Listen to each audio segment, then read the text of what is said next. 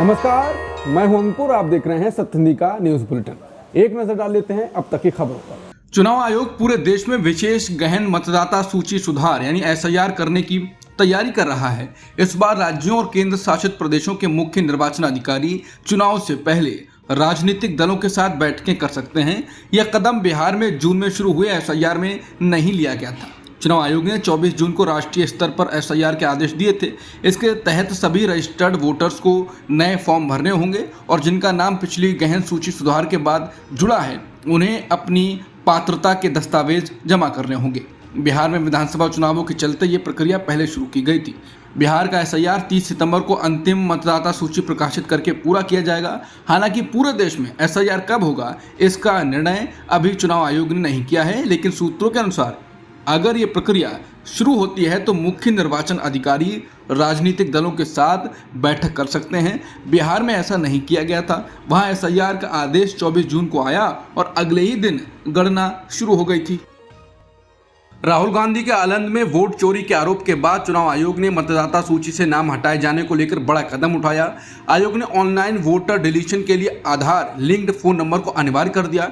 इसके बाद राहुल गांधी ने कहा कि ज्ञानेश जी, हमने चोरी पकड़ी तब आपको ताला लगाना याद आया, अब चोरों को भी पकड़ेंगे। तो बताइए सीआईडी को सबूत कब दे रहे हैं? राहुल के इस ट्वीट पर कांग्रेस नेता पवन खेड़ा ने कहा कि ज्ञानेश गुप्ता जी, अब तो हमारे पास बहुत मसाला आ गया है। अब आपका कार्यालय गुप्त नहीं रहा, वोट चोरी पर अब छिप नहीं सकती।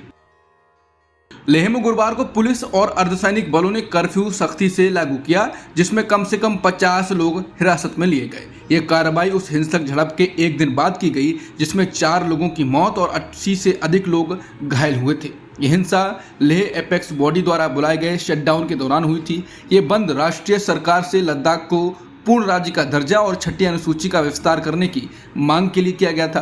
बंद प्रदर्शन हिंसा, आगजनी और सड़क पर झड़पों में बदल गया। सख्त प्रतिबंध करगिल सहित अन्य बड़े शहरों में भी लगाए गए। करगिल में करगिल डेमोक्रेटिक अलायंस ने बंद का आह्वान किया था। ये बंद जलवायु कार्यकर्ता सोनम वांगचुक के समर्थन में किया गया, जो भूख हड़ताल पर थे।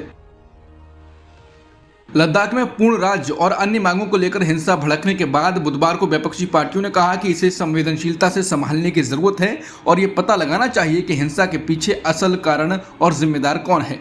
कांग्रेस के सांसद और वरिष्ठ प्रवक्ता मनीष तिवारी ने कहा कि लद्दाख एक सीमा वाला केंद्र शासित प्रदेश है और चीन के साथ गतिरोध अभी पूरी तरह खत्म नहीं हुआ है, बावजूद इसके कि कई बार सैन्य डिसएंगेजमेंट हुए हैं। तिवारी ने कहा कि हिंसा परिपक्वता और संवेदनशीलता से संभाली जानी चाहिए। ये जरूरी है कि यह समझा जाए कि शांतिपूर्ण प्रदर्शन अचानक हिंसक क्यों हो गया। जमीनी हालात का फॉरेंसिक विश्लेषण होना चाहिए, खासकर ये पता लगाना कि कौन से इम्पल्स ने प्रदर्शन को हिंसक बनाया और असली हिंसक प्रदर्शनकारी कौन है। हालांकि लेफ्ट पार्टियों ने मोदी सरकार को हिंसा का जिम्मेदार बताया और उन पर आरोप लगाया कि सरकार की नीतियों के कारण हालात बिगड़े। उत्तराखंड में पेपर लीक के मामले में कांग्रेस के वरिष्ठ नेता सूर्यकांत धस्माना ने सीएम की टिप्पणी पर पलटवार किया। उन्होंने कहा कि भाजपा सरकार असफलताओं के सामने सांप्रदायिकता का आसान रास्ता अपनाती है। राज्य का गठन बेरोजगारी, शिक्षा, स्वास्थ्य और पलायन की समस्याओं के समाधान के लिए हुआ था, लेकिन ये मुद्दे आज भी अनसुलझे हैं। परीक्षा से एक दिन पहले हाकम सिंह जैसे ठगों को पकड़ा गया, कई नाम सामने आए, लेकिन सीएम के लिए ये भी जिहाद है। 22,000 से अधिक लोग संविदा पदों पर हैं, जिनकी नियमितीकरण की प्रतीक्षा है। वन, पुलिस, पीडब्ल्यूडी और सिंचाई विभागों की भर्तियां लंबे समय से लटकी हुई हैं। सरकार लोगों की पीड़ा का समाधान करने में विफल रही है। वहीं उत्तराखंड बेरोजगार संगठन ने लोगों से देहरादून मार्च में शामिल होने का आह्वान किया है।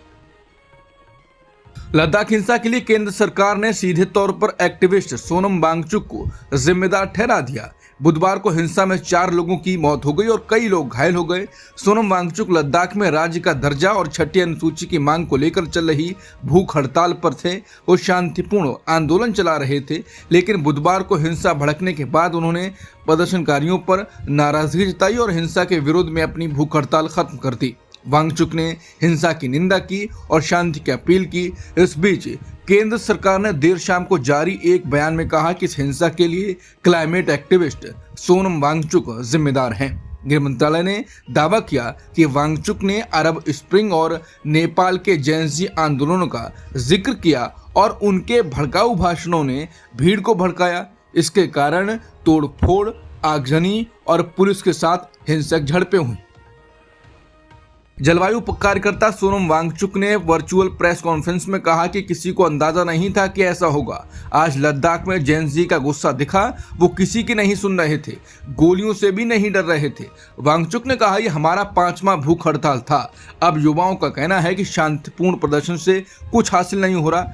कल 2 प्रदर्शनकारी अस्पताल पहुंचे थे, उसके बाद हालात और बिगड़ गए। उन्होंने आरोप लगाया कि केंद्र सरकार ने बातचीत में देरी कर युवाओं को हिंसा की ओर धकेला।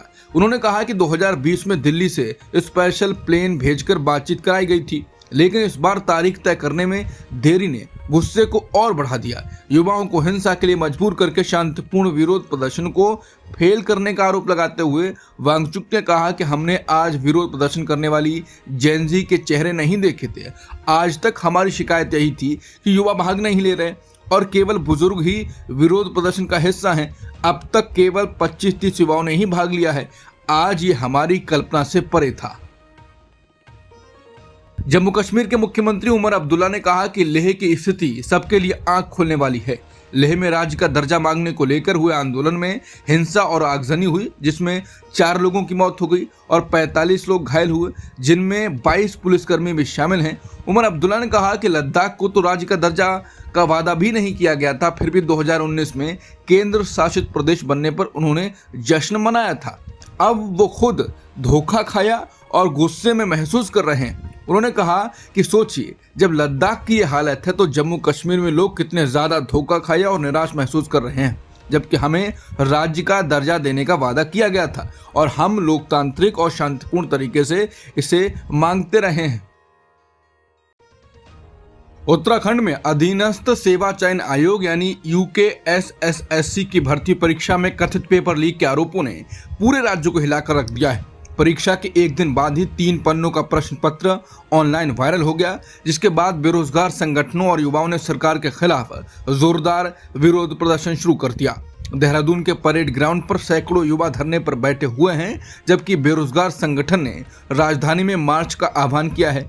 इस बीच मुख्यमंत्री पुष्कर सिंह धामी ने इसे नकल जिहाद करार देते हुए सख्त चेतावनी जारी की। सीएम धामी ने कहा कि कोचिंग माफिया और नकल माफिया मिलकर राज्य में नकल जिहाद चला रहे हैं, क्षेत्र में अराजकता फैलाने की कोशिश कर रहे हैं। उन माफियाओं और जिहादियों को चेतावनी है कि जब तक माफिया का खात्मा ना हो, हम चैन से नहीं बैठेंगे। वहीं छात्र प्रदर्शन कर रहे हैं और पेपर चोर गद्दी छोड़ के नारे भी लगा रहे हैं। उत्तर प्रदेश के सिद्धार्थनगर में एक मंदिर गिराए जाने के बाद इलाके में गुस्सा है। स्थानीय लोगों ने प्रशासन द्वारा मंदिर गिराए जाने की जानकारी कई हिंदू संगठनों को दी, जिसके बाद नाराज लोगों ने डुमरियागंज लोकसभा से सांसद जगदम्बिका पाल को बुलाया। इस घटना की जानकारी मिलने पर प्रशासन की इस कार्रवाई पर सांसद इतने आग बबूला हुए कि उन्होंने तुरंत लोगों के सामने ही मुख्यमंत्री योगी आदित्यनाथ को फोन लगा दिया।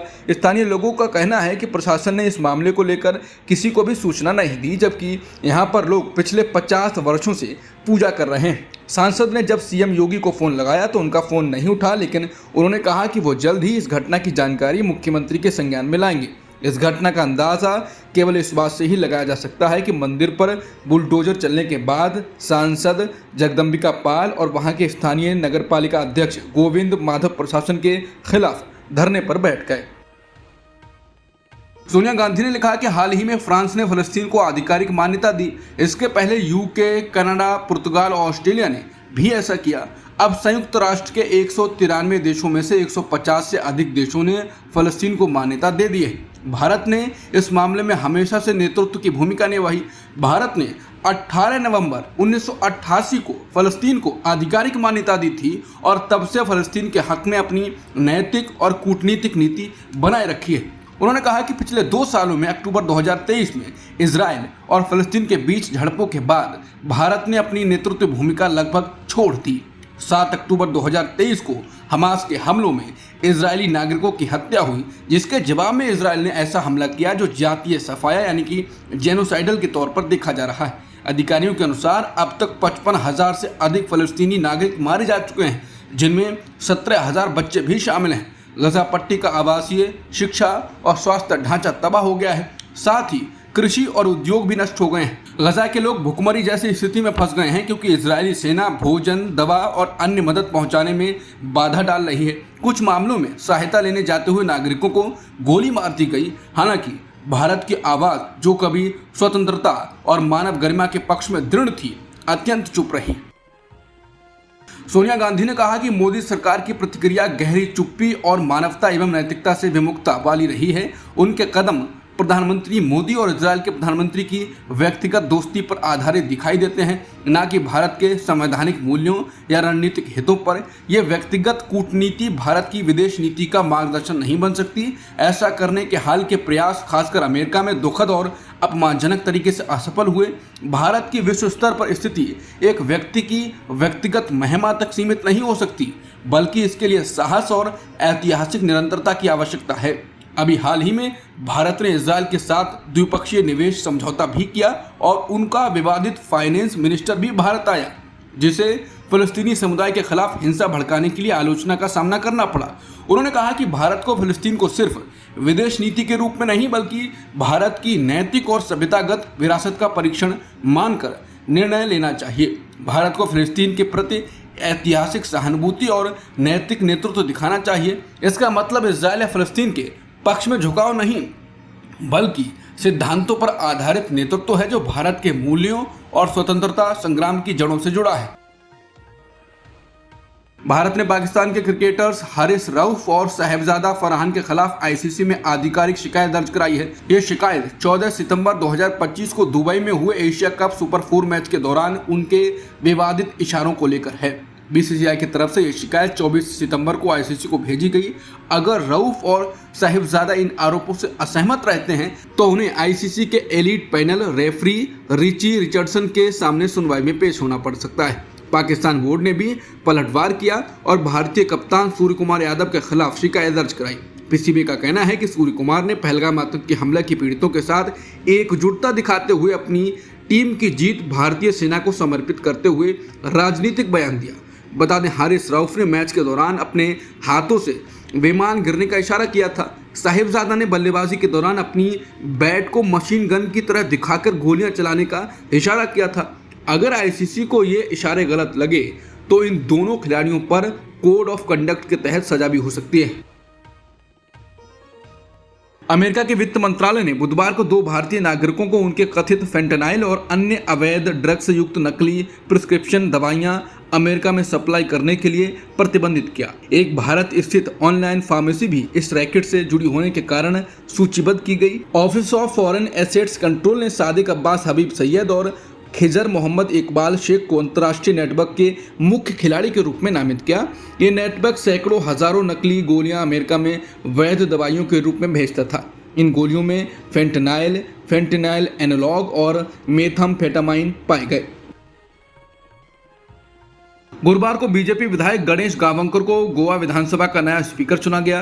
ये चुनाव विशेष सत्र में हुआ जहां गणेश ने बहुमत वोटों से जीत हासिल की। गोवा के राज्यपाल पी अशोक गजपति राजू ने नया स्पीकर चुनने के लिए विशेष सत्र बुलाया था। ये पद पिछले महीने रमेश तावड़कर के इस्तीफे के बाद खाली हुआ था।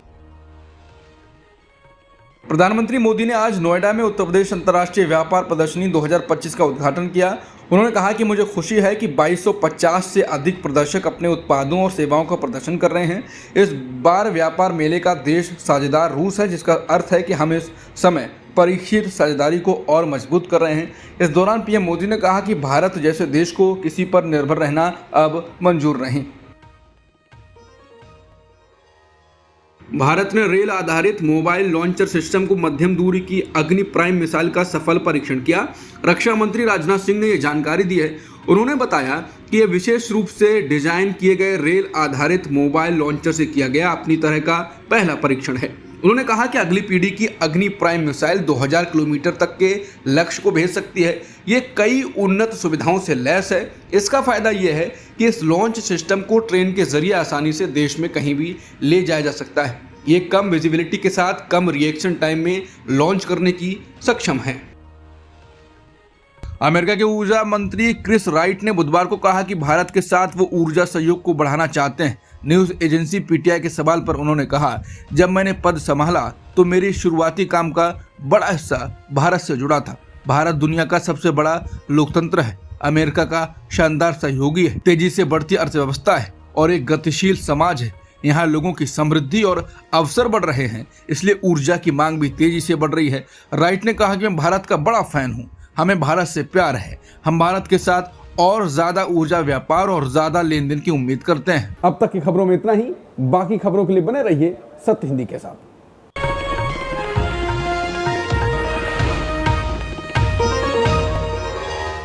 Copyright disclaimer under Section 107 of the Copyright Act 1976. Allowance is made for fair use for purposes such as criticism, comment, news reporting, scholarship, and research. Fair use is a use permitted by copyright statute that might otherwise be infringing.